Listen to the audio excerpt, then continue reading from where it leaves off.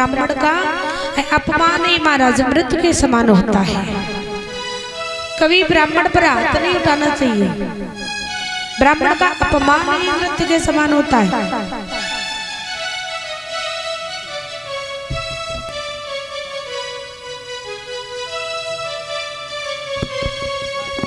तो द्रौपदी कहने लगी, हे भगवान इन्हें छोड़ दो, नहीं मारो।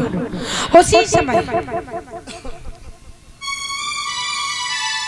अश्वत्थामा बोला, बहन द्रौपदी, लोग जो तुम्हारी प्रशंसा करते हैं वो बहुत ही कम है। लोग जो तुम्हारी प्रशंसा करते हैं बहुत ही कम है। द्रौपदी, तुम पैर का बदला बड़े प्रेम से लेती हो,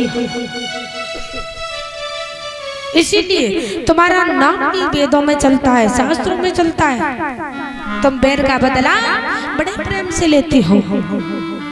और उसी समय अश्वत्थामा ने कहा द्रौपदी से, क्या कहा?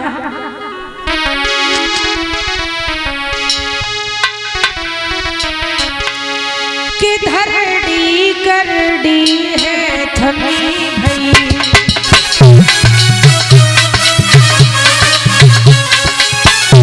तुम जैसी ही महिला से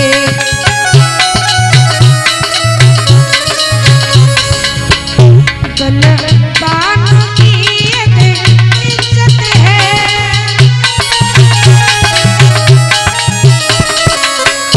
बलवान की इज्जत है, तुम जैसी अबला से भरती करती है।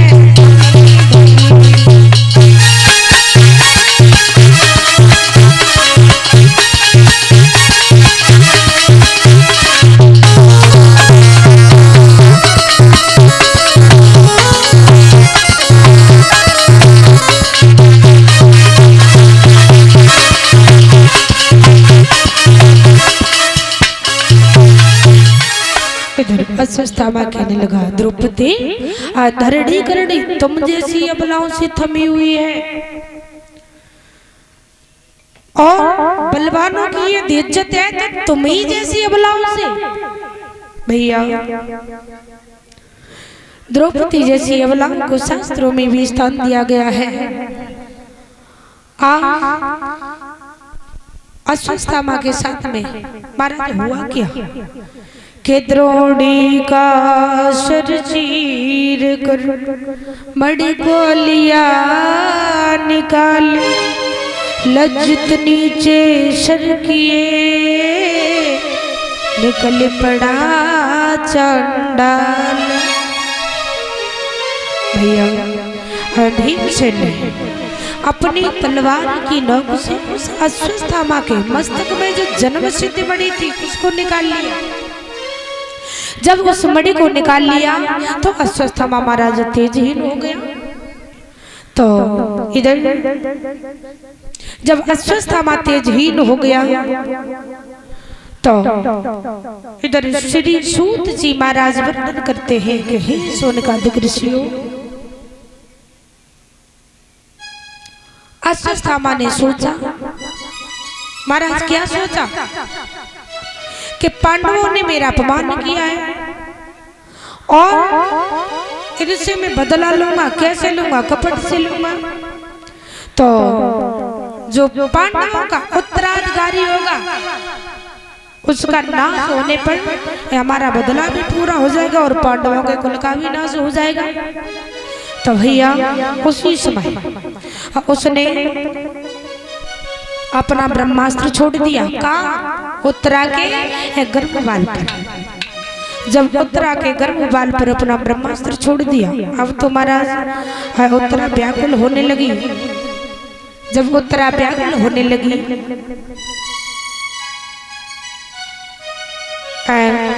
भीतर ही भीतर वही ब्रह्मास्त्र जब गर्भ को जलाने लगा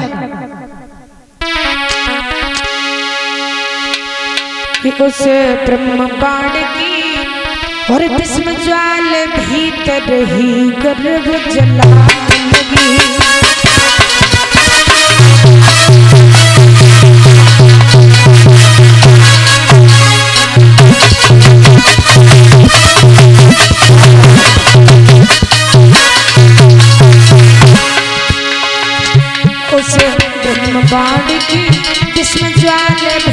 जब ही गर्व जलाने लगी।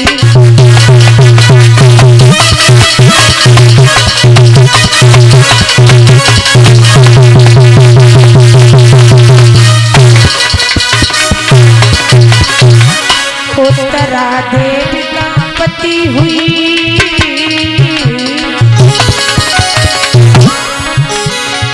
उत्तरा देवी का पति हुई मोह से